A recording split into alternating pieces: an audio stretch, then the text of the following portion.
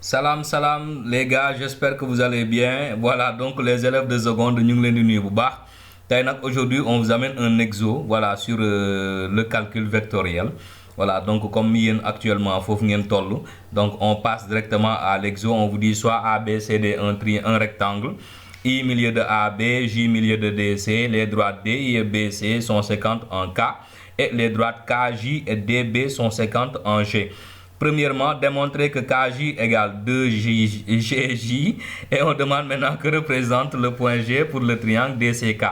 Après, on demande de démontrer que GC est parallèle à AJ et en 3, on dit AG coupe DB en H, démontrer que IGJH est un parallélogramme. Voilà, donc j'y arrive.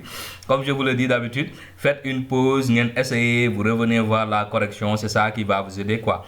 Allez, on y va pour la correction donc de l'exo. Allez, donc on va démontrer que KG est égal à 2GJ. Donc comme je vous le dis toujours, il faut partir de la figure avec des informations que vous connaissez donc pour faire vos démonstrations. Allez, qu'est-ce qu'on va faire? On sait que donc les deux triangles là, donc KIB et KDC sont en position de Thalès, n'est-ce pas les gars? Je crois que donc ici c'est parallèle, ici c'est parallèle. Ces droites-là se coupent là, donc ces deux triangles-là donc sont en position de Thalès. Et comme ils sont en position de Thalès, on peut sortir les rapports. Donc KI sur KD égale KB sur KC égale IB sur DC. Et on a mis directement égale 1 demi parce que vous le faites, IB est le milieu de AB, I est le milieu de AB et donc par conséquent IB est égal à 1 demi de DC. Donc le rapport est égal à 1 demi. Comme le rapport est égal à 1 demi, automatiquement on sait que KI sur KD égale 1 demi. Donc I est le milieu de KD et B est aussi donc le milieu de KC. Donc ça, je crois que c'est très facile à comprendre. Maintenant, quand on se place dans le triangle DCK, donc le triangle DCK, qu'est-ce qui se passe dans ce triangle? On sait que DB et KJ sont des médianes, n'est-ce pas? Donc DB, on vient de démontrer que B est le milieu, donc DB est une médiane. Donc on sait déjà que J est le milieu de DC, donc KJ est une médiane, on est d'accord. Et ces deux médianes se coupent au point G. Par conséquent, on sait déjà que le point G est le centre de gravité donc du triangle. Et après, on le demande et on va le préciser. Donc on va dire que KG donc, est égal à 2 tiers de KJ. Pourquoi? Parce que le centre de gravité se trouve toujours à 2 tiers du sommet et 1 tiers du côté opposé. Donc nous avons KG est égal à 2 tiers donc de KJ. Et maintenant on transforme KJ en mettant le point G à l'intérieur. Du coup, qu'est-ce que ça nous donne? Égal 2 tiers de KG plus GJ. Et là on développe pour avoir 2 tiers de KG plus 2 tiers de GJ. En transposant de l'autre côté, on a KG moins 2 tiers de KG égale 2 tiers de GJ. Et là, on va simplifier par que ici, on a 1, c'est 3 tiers. Donc 3 moins 2, ça fait 1 tiers de KJ égale 2 tiers de GJ. On envoie le 3 de l'autre côté. Donc par conséquent, on a KG est égal à 2GJ. Donc ce qui nous avait été demandé de démontrer. Et on nous a demandé aussi que représente le point G pour le triangle DCK. Par conséquent, on répond que G est le centre de gravité donc du triangle DCK. Alors, donc pour la deuxième question, on va voir. On demande de démontrer que GC est parallèle à AJ. Et maintenant, qu'est-ce qui va se passer? Donc on dit que on sait que déjà AB est égal à DC vecteur parce que ABCD est un rectangle. On est d'accord. Donc AB égale DC, n'est-ce pas? Donc ça, c'est pas difficile.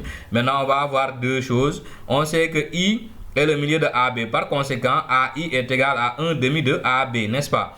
Et J étant le milieu de DC, donc JC est égal à 1 demi de DC.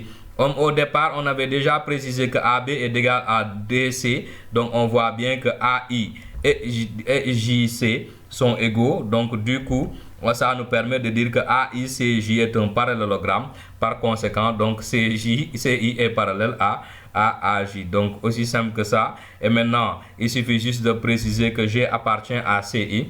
Et par conséquent, nous avons GC est parallèle à AJ. Alors donc on y va pour la troisième et dernière question. On nous dit donc que AJ coupe DB en H. On demande de démontrer que IGJH est un parallélogramme. Donc IGJH. Parce que donc on a dit AJ coupe DB en H. On demande donc de démontrer que cette figure-là est un parallélogramme. On est d'accord. Donc on va essayer de se servir des propriétés du parallélogramme.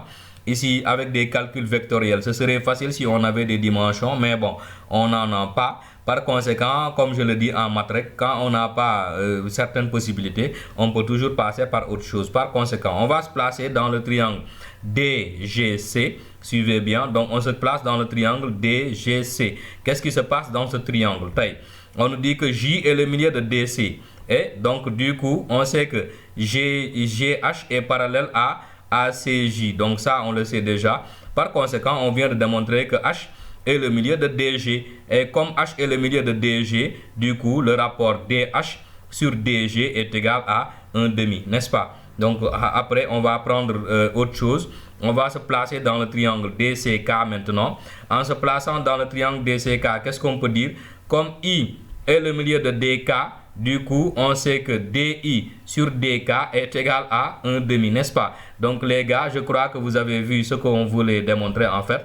Et on voit donc que DG, DHG sont alignés d'une part, d'autre part, donc D, I et K sont alignés. Donc on veut démontrer que ces deux droites-là sont parallèles, n'est-ce pas?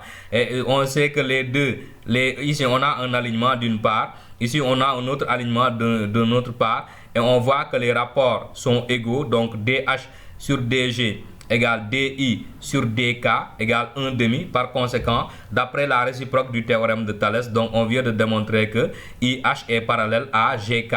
Et comme le point J appartient à GK, par conséquent, GJ est parallèle à IH. Donc ça, c'est la première chose. Deuxième chose, donc on sait que le point H, il appartient déjà à AJ. Et on avait démontré que AJ parallèle à CI. Donc du coup, on peut dire que GH est parallèle à GI. Donc on a IH parallèle à GJ et JH parallèle à GI. Par conséquent, IJGH est un parallélogramme. Vraiment, les démonstrations, parfois, ce sont des démonstrations très intéressantes qui vous permettent quand même de repousser les limites de la réflexion. Voilà, donc on vous exhorte vraiment à vous entraîner sur les démonstrations. Pourquoi? Parce que c'est très intéressant. Donc d'ici là, portez-vous bien et à bientôt pour une nouvelle vidéo scientifique.